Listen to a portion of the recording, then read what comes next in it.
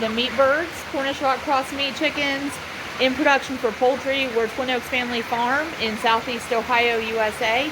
This is a flock of population 415 right now, and we do have about 4 individuals from the flock that we've taken from this main floor space and put into a more secluded intervention area because they were failure to thrive birds that likely will have to be humanely culled. If not, they appear to be imminent flock loss. Main thing that can happen with failure to thrive birds is a lack of mobility can prevent them getting to food and to water. They develop lack of mobility because of weakness from failure to thrive, and then it just becomes a vicious circle because their weakness prevents them from having good mobility. They don't go to food and water, and that further compounds and impacts weakness and failure to thrive. So just like I said, a vicious circle. But overall, flock is doing really excellent. So on this floor space dimensions wise amounts to about 30 foot north to south and about 20 foot east to west, and looking at 411 birds on the floor space as it is. So they're doing really good. We are on day 31. This is on the calendar May 30th, 2025. But when we're in production for poultry, I kind of lose track of calendar dates and I kind of lose track of weekday names because I'm geared to what production day are we on. And production day we're on is day 31. So this flock hatched on April 30th, 2025. They have a finish date. They're going to the processor for butchering and processing into poultry on June 11th, 2025. That June 11th date has been scheduled since December, actually, of 2024. In fact, all of our processing dates for 2025 were on the books. We had a total of 5 processing dates for the calendar year. We've got this one coming up on June 11th for 400 birds, and if we have a few over, that's okay. We hope to stay at 400 or above. And then we also have a processing date, I believe probably early September, and I know that our final processing date of 2025 I believe is October 20th. So the flock's the end of the year. Right at this moment, I can't remember. We're doing a flock of 400 and a flock of 200, and I can't remember what order they're in. So this will be hopefully a flock of 400. As I said, best estimate flock success number right now looks like 410 or 411 if we can stay there. But it is going to be a challenge to get through next week. The weather has been a challenge to some extent. We had great weather for this flock's start. So the first 2 weeks of production we call the start phase. So we had excellent weather for that. The growth phase, the middle 2 weeks, we were a little on the cool side for their preferences during the middle 2 weeks. And we used a lot of heat lamp targeted warmth to help them mitigate that. Now we're in this last 2 weeks, and we would call that the finish phase. So what we would want ideally in the finish phase is temperatures of like 70 degrees Fahrenheit. Maximum 75 degrees Fahrenheit, minimum 65 degrees Fahrenheit. 70 would be awesome. Well, it's never perfect.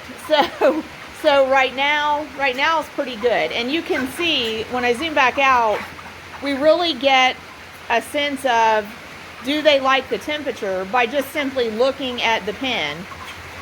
They like the temperature. They're spread out throughout the pen. They're pretty evenly distributed. They're not just concentrating in one area. So that's telling us that conditions are pretty uniform throughout the entire pen. We also see a mixture of resting and activity, and we see the birds willing to interact with each other.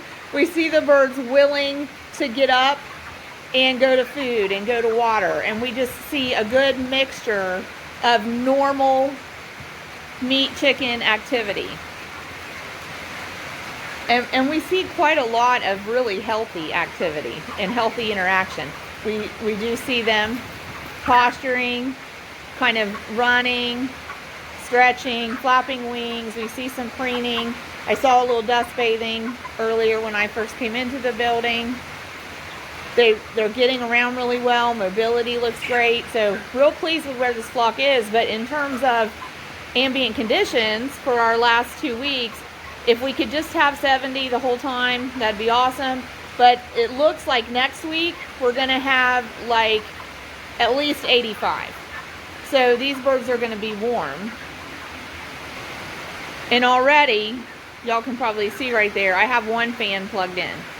One fan running, just gentle breeze. It's on a low setting. We're not trying to force a lot of air movement. We're just trying to keep the air moving around so that they are benefiting from just a fresh breeze. We get a lot of air moving around, just a nice natural breeze from the open doorways, and that really helps us tremendously with air exchange. When we come out here in the morning, overnight we close the building up. So we close those big doors up, whatever sets are open. When you come out here in the morning and you open those doors up, you can feel the heat emanating off of the floor, because where these birds are manuring on the floor, they're putting that manure load, that moisture load on the floor. And even with it being rustic and gaps in between the boards, just closing the doors up changes that dynamic overnight. So it holds more of that heat in that's being produced off the floor. So see there too, going into temperatures of 85, 90 degrees Fahrenheit, the floor could work against us, but we're gonna use more bedding. So as we add bedding and deep litter and we keep dry, fluffy stuff on top, that helps the birds perceive less heat. And we'll use our doorways all that we can. We'll use a few fans. So we'll put probably up to 4 or 5 more fans in here. We may try to have like a fan at each corner over there and like 3 fans here where I'm standing, so the air just kind of be moving around. So we'll deal with heat management as we get into that, but it's not going to be perfect. Last 2 weeks aren't going to be perfect here, but today's good. We're around 72 degrees Fahrenheit. You can tell they like it. And just seeing the activity in the pen, the distribution of the birds through the pen, we know they're really, really comfortable. So, you know, we all got to face issues of life and death. And meat chickens just happen to face them at about 42 days of age. So at any rate, yeah, so that short, if y'all hadn't seen it, go check it out. I think we titled it like, doesn't take long to make chicken. Yeah, it doesn't take long to make chicken. And we had the meat chickens in there for about a minute probably. And we juxtaposed the song, Won't Be Long, in there with it. And I believe the song's by George Burge. So go check out that short if you haven't seen it yet. But y'all, we appreciate your support. Our channel is almost to 1,700 subscribers. Thanks, y'all. We appreciate it. And we're getting some little bit of money from YouTube, from AdSense, and from some of the other avenues on our YouTube channel that's paying us. So starting to see that roll on about a monthly basis. So thank you again for that. We greatly appreciate it. Greatly appreciate it. Thanks for supporting us. Y'all take care. God bless you. And feel free to put even prayer requests in the comments. We'll send up the prayers on your behalf too. God bless y'all.